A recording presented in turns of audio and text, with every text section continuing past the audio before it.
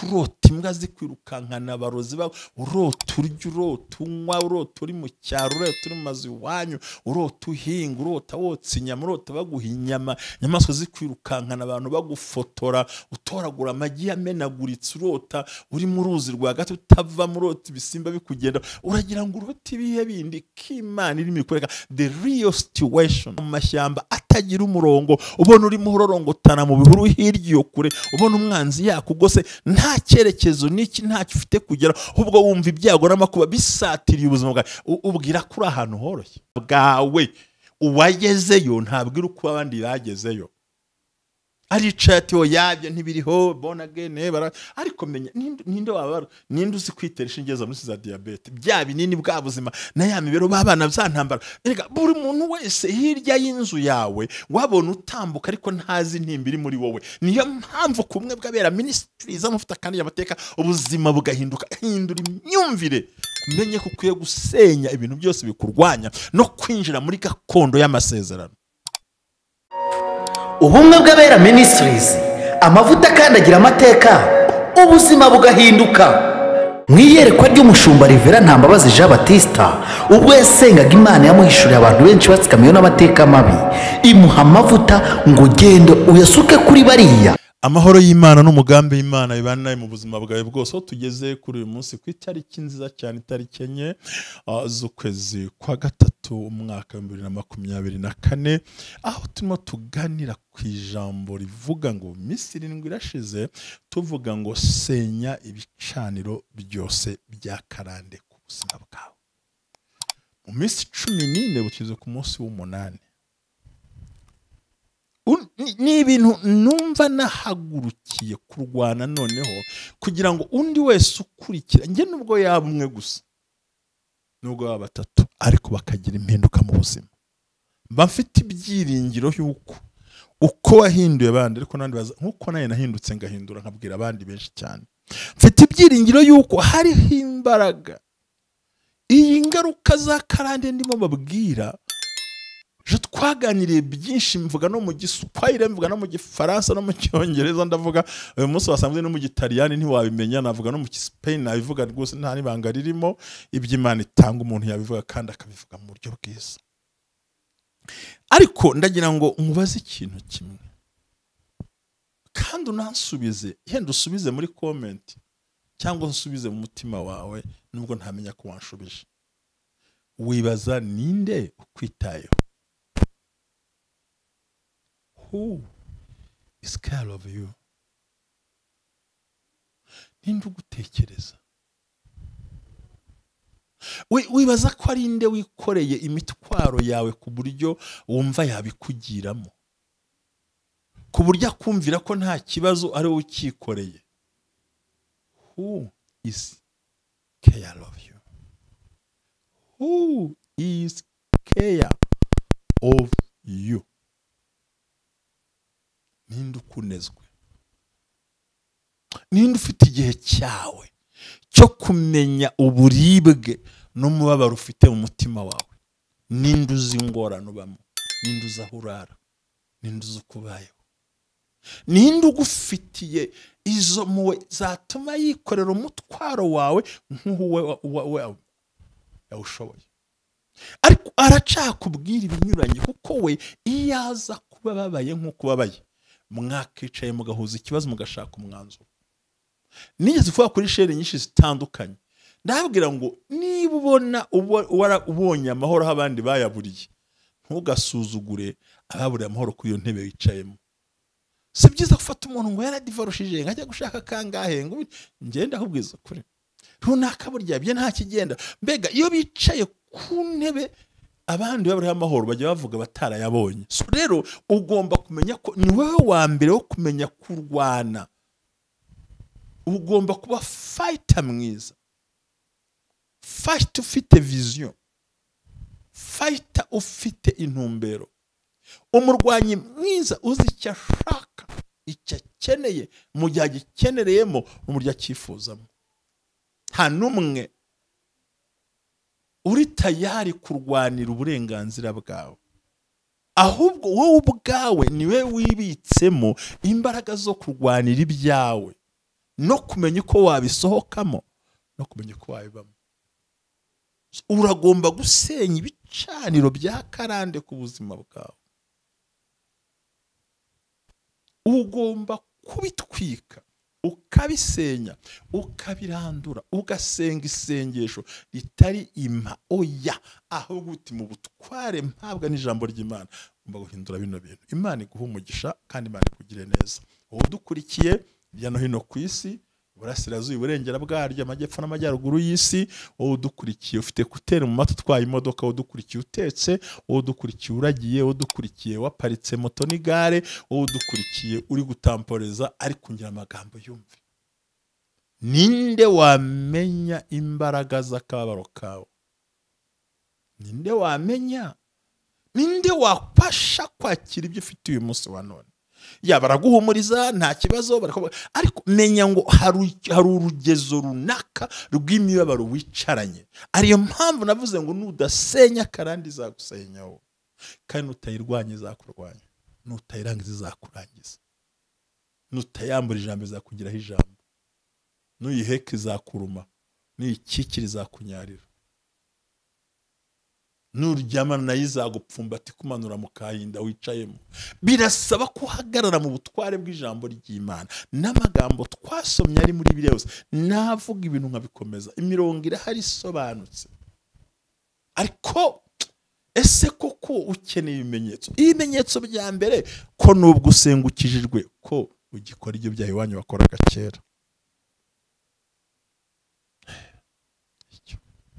Mwami Imana ikumpera amahoro, ikumpere gusobanukirwa.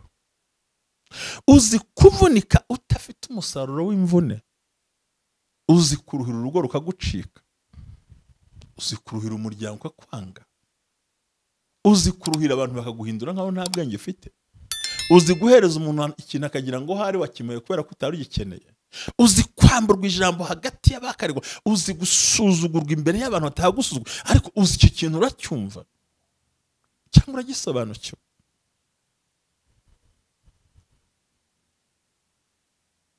Ibi bintu reka dusenga Imana nako. Turagushimiye Yesu, turaguhimbaje kudukunda. Turi imbere y'ubwiza bwawe kuri uyu munsi wa mbere ku itariki 4 z'ukwezi kwa gatatu 2024. Mwami, yuko unteza amatwi ufungura ikiganiro nuko afite amahirwe yo kuba kiriho. Ejo ntituhaza ariko umunsi turiho. Umuha umugisha, umwambika imbaraga, kandi aya magambo acumita umutima we, yinjira imbere, ajya imbere mu isokoro, yumve kakwiye kwikuraho uyu muzigo, umubabaro n'agahinda, no kwakira amateka mashya Mwami, kuko tuzi neza ko haleluya yuko iyo fondasiyo itigeze ibaho no gusiza bitarabaye nta cyazabona, kuko hazaza hacu hishwe n'uyu munsi ntihameze neza. Ntitwakwizera hazaza, ahatambutse ntihari hazima, aho turi ntabwo ari hazima. Mwami, n'ahazaza hatugwa, ariko twiringiye imbaraga zawe n'ubutware bwawe, twiringiye ko bigiye guhinduka. Yesu Kristo Mwami wacu, amen. Rero tumaze icyumweru dusobanura bino bintu, n'ubu ndacyakomeje, ndacyavuga ingaruka. Kanani yaranduwemo abantu mu mwaka wa 585 mbere y'ivuka rya Yesu. Barongera barandurwa i Yerusalemu, bari baratewe kubera kugendera mu byaha bya basekuru. Hagati aho imiryango 10 yose y'amajyaruguru ya Isiraheli yo yaranduwe mu mwaka wa 620. Batwara Mwashuri muri za Damasiko, baragenda baranyagwa n'ubutaka buranyagwa. Imiryango 2 yari isigaye yonyine gusa, nayo iraterurwa ikurwa muri Yerusalemu. Ubwari ubutaka bahawe n'isezerano, babukurwamo n'ibyaha bya basekuru. Nuko nabo batahagaze ngo bumvire, ngo ahubwo ntibagonda amajosi. Aho yavuze Stefano ngo ubwoko butagonda amajosi ibatuma abahanuzi bakomeye. Nimuhindukire mureke ibyaha by'abasokuru, muhindukire muva mu byaha ibi n'ibi, muhindukire nza abagihugu baranga baragoma, kugera ubwo Imana ituma Yesaya ngo nimpuze tujye inama ni kuwiteka avuga. Abantu bati wapi ntago turi bujyemo. Igihe cyose ufite icyaha cyanzwe mu buzima bwawe, karande muri kumwe. birasaba iki? Iyo usomye igitabo cya mbere cya Samweli bice 2 biravuga ngo nari naravuze ko we n'inzu ya so muzagendera imbere yanjye ariko ntibikabeho. Abanyubaha nibo nzubaha, abansuzugura bazasuzugurwa.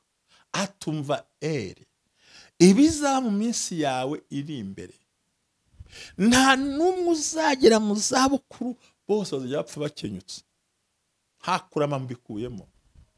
Kabiri kandi kizaba ku muhungu wa Hofu na Finehasi kizatuma amaso asubira umutwe, bose bazapfira rimwe. Niko byagenze. Isanduku iranyagwa, bose bapfira rimwe, ngo yari yatwaye ku rugamba ngo barwane, hanyuma abyibise nawe ahita kuba ijosi arapfa. Ako kanya barabyaye, aravuga ngo Ikabodi, bisobanura ngo icyubahiro gishize muri Isiraheli. Ikabodi, umutambyi mukuru arapfuye, abahungu kumusimbura barapfuye, nawe ku munsi wo gupfa arabyaye, amwita Ikabodi, bisobanura ngo icyubahiro gishize muri Isiraheli. Ba Ikabodi ni benshi. Kubera iki? Yararamutse utabyara, amwita Ikabodi, bapfiriye rimwe. Rero ibi bintu tubabwira ngo imbaraga mbi za karande mu kwangiza ahahise hawe, kuko ahahise iyo hangiritse, aho uyu munsi naho ni ku manegeka. Kandi iyo uri ku manegeka ntutegure fitire nziza. Aya nubundi ahazaza, ko uyu munsi hari ahazaza hejuru,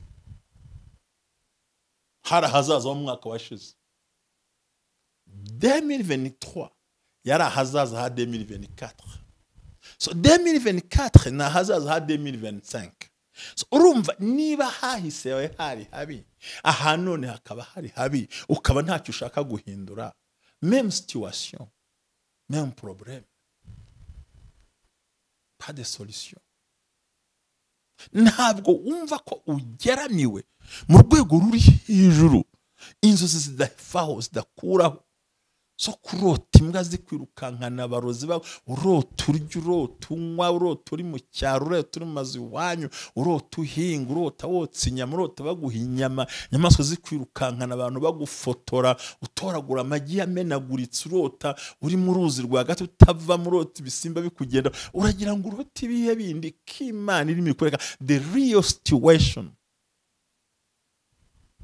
uhagazemo. Bigende bite?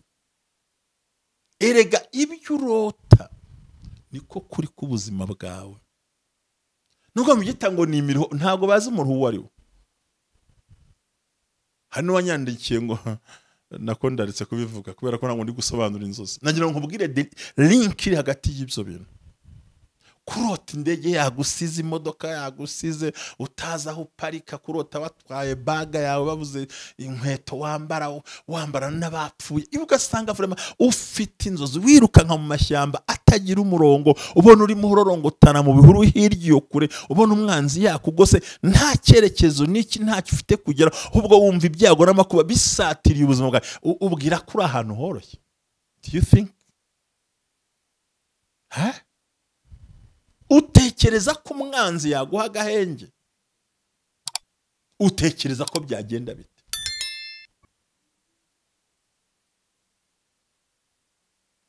Ugomba kumenya ko ntawe urimo nkubwira amagambo ari umwaka akomeye avuga ngo icyubahiro kirashize mu Isiraheli. Nta numwe rero uko kurwanirira ukiretse Kristo wenyine. Nawe ubwo wamenye ko intambara zihari. Bikunanije iki guhagarara kamera nka ba mubembe? Wabwiye Yesu ngo nyamara ubishatse wabasha kunkiza. Yarazi ko afite ubushobozi, yaramuzi imbaraga yuko abara. Yesu amubwira ngo ndabishatse, ngaho kira.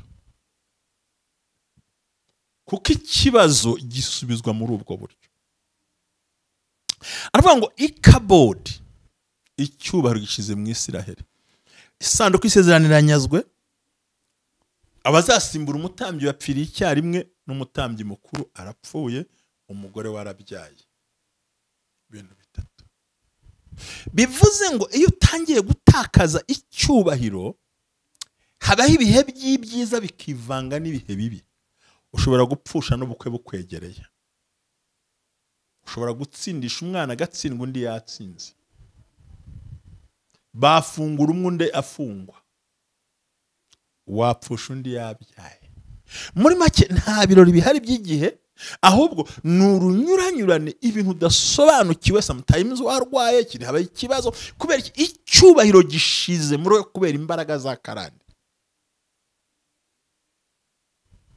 Harageze ko muri ibyo bihugu urimo, mpereye igahanga mperereye aho ntuye muri Nunga, aho bita mu butaka butagatifu, ari utagira ngo ubwatagatifijwe nande, nuko bahahimbye bitewe n'impamvu runaka. Kugenda ukagera kumera y'isi yo kure, arasibuka ukagenda ukazamuka. Wowe unyumvira Germany, ndabizi kunyumva, ndanagushuhuje, Imana ishimwe. Wambwiye yanyumvise, Imana ishimwe ko uri aho hantu kandi wanyumvise. Wowe unyumvira mu Butaliyano, ndabizi kunyumva. Wowe unyumvira muri France, wowe unyumvira muri Belgique, wowe unyumvira muri Denmark, wowe unyumvira mu bihugu byose bya Scandinavia, nawe unyumvira mu bihugu bitandukanye.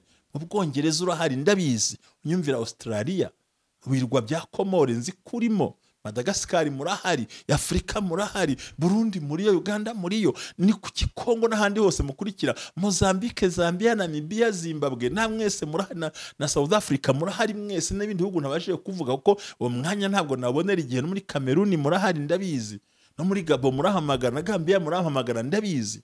Ariko ni gute wuriye indege ukagenda ariko ugasanga ibyo wasize iwanyu mu Rwanda, iwanyu Burundi, iwanyu muri Tanzania, iwanyu muri Uganda, nibyo urimo usanga muri icyo gihugu? Même situation. Nubwo uri muri the different countries, isa umva pays natal, ariko afite aho wagiye muri residence yawe urimo uyu munsi wa none nta itandukanye na domicile. Residence. Why? The residence is not different from your domicile. Why? Kuki aho uvuka naho uri bidatandukanye muri situation y'ubuzima bwawe. Ntabwo ubona kuri posede, ntabwo ubona ko ibyago bikuriho. Kuki byakubayeho kiri umukobwa bigushoreye na bugingo n'uburi umuntu muzima ukumva waceceka? Mama yarwaye diabete, urayirwaye, ibintu biragushoreye. Nuvuga ngo kuva wavi Burundi wanyu, apani Burundi nini cyane. Ntabwo ngo wavuye mu Gisagara, uwavuye ruguru zamurambye iyo ngiyo.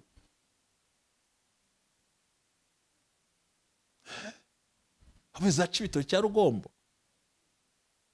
Ariko aho wicaye muri Belgique uyu munsi twasimeze nkayo, kandi hayitandukanye n'igihe wari ugemaze kugera i Bujumbura. Ntahitandukanye n'umuntu w'umpabagaza uyu munsi uri mu Buholande, ariko n'ubundi uvi wanyu hafi yo ngo za Gitarama ugatura muri Kigali, byari kimwe. Ugeze mu Buholande byari kimwe. Kuki situation yose ikubaho imeze gutyo warangiza ukumva urarambije ugaceceka? Ufite double nationality ariko ntabwo ufite double portion. Ufite double amahirwe ni hafi ya ntayo. You are still suffering about it.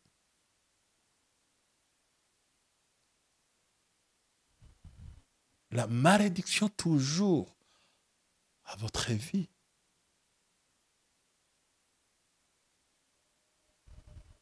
Rien.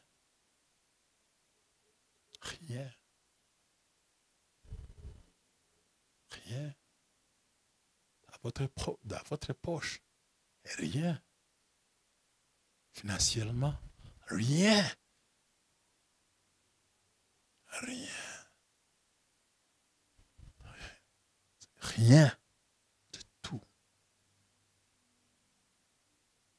Tu es vraiment un beau travailleur. Tu es vraiment bon. Mais rien ne va pas. Nta kigenda, nta kiri ku marchand devant toi. Icyo ubona toujours, ce sont les mauvaises informations. Rendez-vous yapfuye ntuzagaruke, turabihinduye. Bahora bahindura ibintu, postponing ibintu bya postponed. Naho bitandukaniye no mu nkambi wahozemo naho uri muri Amerika, birajya gusa kimwe. Inkone n'ibitutsi ni bya bindi n'amagambo ni bya bindi. Nta uri kuva, yego cyo wahinduye ni igihugu ariko ntiwahinduye uko bayeho.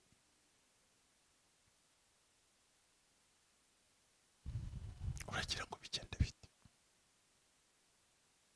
Please change your mind. Ukeneye kugira izindi mbaraga ziri hejuru zidepasa bino bintu kugira ngo ubashe kumenya ko uriho karande.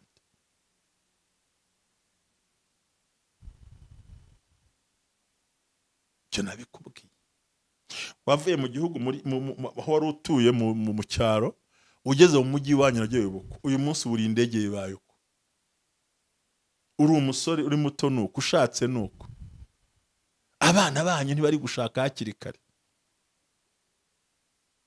We ntibigutera isoni iyo wicaye mu nzu n'umusore w'imyaka 35 udafite umugore? 30.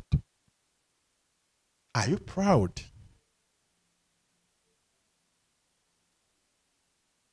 Wewe unafurahi kuishi na mtoto wako na miaka 35 bado hajaoa, hajaolewa, anakaa pamoja na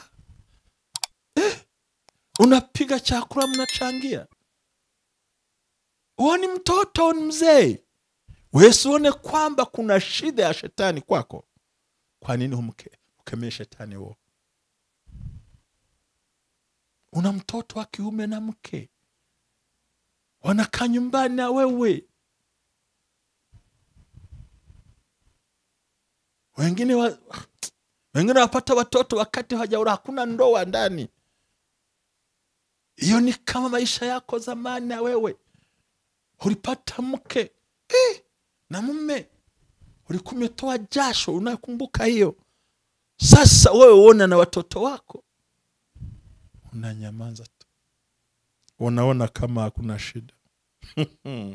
Shida ziko juu yako. Una mwelekeo.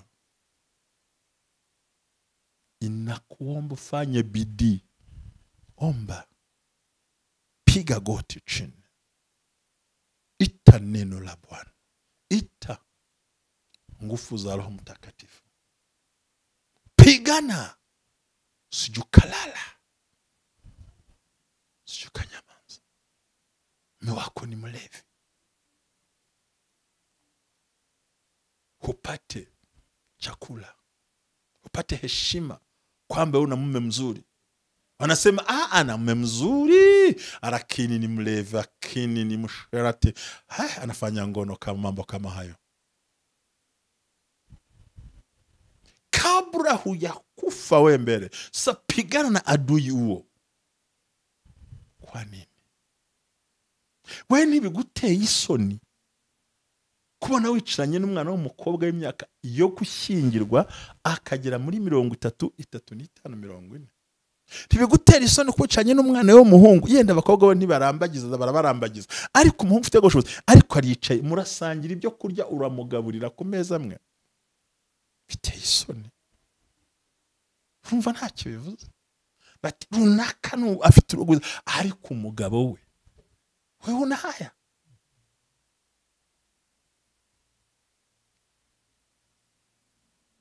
Tugomba ibintu ushaka kubikubwira.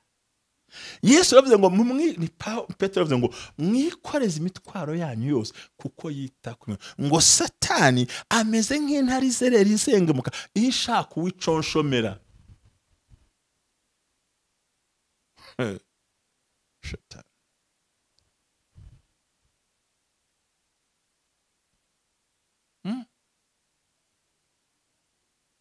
Ibi bintu iyo abantu bibigisha, kubera ko mu rusengero itayimo ntibayibona, nawe rero iminsi mvuze nkubwira kuki buri gihe wumva ko ari bwo buzima wagenewe.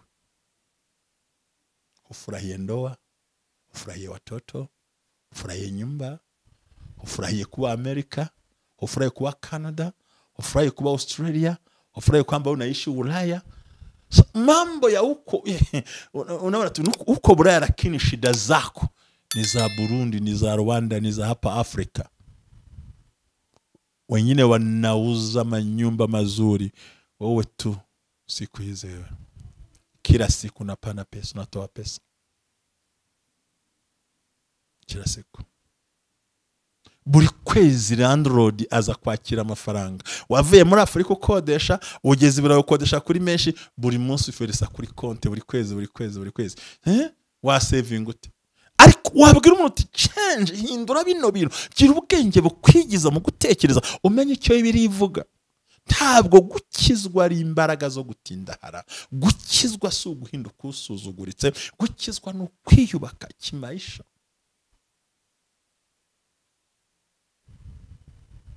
Icyo nzi cyo karandi ikora ibintu bitatu bibi: ikwambura ubuzima, ikwambura agaciro, ikwambura icyubahiro, kandi buri gihe yangiza hazaza. Mose we yitegereje umudugudu Imana izabaha, ngo ahitamo kwanga kwitwa umwana wa Farawo, ahitamo kwanga kwitwa umwegiputa, ngo ahubwo yemera kurenga, ngo ko yarebaga umudugudu wubatse kuruta ibindi byose. Yarebaga iki? Kanani yabo, ariko ntiyagezeyo kubera umujinya, ariko yagiye biko ntiza. Bivuze ngo nawe si gitangaza ko byose pe n'ukuri, ariko hari ibintu ukwiye guhindura bitagize ikintu bitwaye ubuzima bwawe. Uwagezeyo ntabwira uko abandi bagezeyo. Ari chatio yabyo ntibiriho born again ariko menya ninde wabara, ninde uzi kwiteresha ingeza muri za diabete, bya binini bwa buzima na ya mibero babana byantambara. Erega buri muntu wese hirya y'inzu yawe wabona utambuka ariko ntazi ntimbiri muri wowe. Niyo mpamvu kumwe bwabera ministries amufita kandi yamateka ubuzima bugahinduka. Hindura imyumvire, kumenye ko ukwiye gusenya ibintu byose bikurwanya no kwinjira muri gakondo y'amasezerano. Yabese aravuga ngo Mana nundinda ibyago ntibimbabaze, ukarinda nkagira umugisha, ko yarazi kari gahinda. Icyubahiro gishize mu bantu, ikabodi cyubahiro kirashize. Uratwerera ntushingira, ujya guhemba babyabaye ntibabyara, ukene burakumaze nawe kandi urareba. Urwango hagati y'umuryango rurahari, ntimukorera hamwe, ntimushyira hamwe, ntimuvuga kimwe, ntuhuza n'umugabo, ntuhuza n'umugore, ntuhuza n'abana, ntuhuza n'aho washatse, ntuhuza n'aho wavutse. Ugoswe n'intambara ku ruhande, mu kazi barakwanga, bakuvugaho urugero, abantu barakugambanira, nawe urice uracecetse, urumva ngo niko Imana yabishatse. Oya, ahubwo niwe wabishatse gutyo. Icyo muzasaba cyose muzagihaba, ariko ni kondisiyo. Amagambo yanjye naba muri mwe, nanjye nkaba muri mwe, musabe icyo mushaka cyose muzakibona. Kucyumva wasinzira na ziriya nzozi, kucyumva waryama gutyo, kuki wakwemera ko uba ndabimenyereye, niko bisanzwe, niko byahoze, niyanda rwemeye, senda rwemeye, uciye ahatuka, uciye ahavuga, uciye ahirika. Umuntu wese bakugize uko bishakira, umeze nk'itapi bihanaguza, nta jambo ugira mu rugo rwawe, nta jambo ugira ku mutungo, ntuzi ibikorwa, ntuzi bibaho, nta kintu n'iki mu buzima usobanukiwe, byose bikwata kureba ugaceceka. Oya, turahari ngo tugufashe gusenga deliverance bikeneye, gusenya ibicaniro by'agasuzuguro k'abadayimoni, nko kugiraho ijambo ko byiboneye. Shandori ya kolabando rialenga simine for the kespai. Tuzakomeza umunsi w'ejo, naho nzongera, dore ko nabikubwiye, aho nzongera kukwereka ibimenyetso simusiga. Ariko mbere na mbere isimusiga ya mbere, nubwo naza bivuga, ariko iya mbere nuko reba ikera uko waruri, reba aho ugeze, reba uko byari bimeze, reba n'uyu munsi. Biraguha amahirwe yuko ahahise kongeraho uyu munsi bibyara igisubizo. Niba hahise harapfuye, naho uyu munsi bakaba barapfuye, hazaza n'ikisi. Ariko niba hapfuye ahahise hawe harapfuye, aho uyu munsi bakaba barakize, egari ko hari igiye kubaho. Ariko niba hapfuye ahakera hari hazima, aho uyu munsi hapfuye, egari ko nta hari. Kuko uyu munsi haduhejo, kandi twahawe n'umunsi w'ejo washize. ibyo ni ubwenge ukwiye kumenya, ubwo ugasengera mu mbaraga z'ubushobozi n'iz'ubutware no kumenya ko ukwiye kwibohora ikintu cyose ku buzima bwawe. Bwa rumwe bw'abera ministries, niwigira agatebo uzayora ivu, niwigira ingorofani bazagutwaraho umucanga, niwigira intebe bazakwicaraho, niwigira ikiyiko bazakurisha n'ikanya, niwigira isahane bazakwaruriraho, niwigira amabuye bazakubakisha, ariko niwihesha agaciro usibye n'abantu na dayimoni zagutinya ubwe. Habwa umugisha n'Imana no mugubwe neza. Turacyari kumwe, nimero niyo ngira hari, nzajya nsaba rwose bayandike hasi cyangwa ujye umugerera mu kiganiro ibihari, nubwo mpora mbivuga buri munsi ariko yenda n'ibinakunda bazajya bayikwereka. Sinzi impamvu bavuga ngo duhe nimero kandi bihari, maze dusenye breaking, vunagura, senya ibicaniro bibi kugira ngo ugire urwo rwiza rukwiriye. Urakoze kubwa Yesu Kristo umwami wacu, amen. Shalom shalom. Ubumwe bw'abera ministries, amavuta kandi agira amateka, ubuzima bugahinduka. Mwiyerekwa ry'umushumba Rivera Ntambabazi Jean Baptista, ubwo yasengaga Imana yamuhishuriye abantu benshi batsikamiye n'amateka mabi, imuha amavuta ngo gendo uyasuke kuri bariya ubuzima buhinduke. Amavuta kandi agira amateka, ubuzima bugahinduka.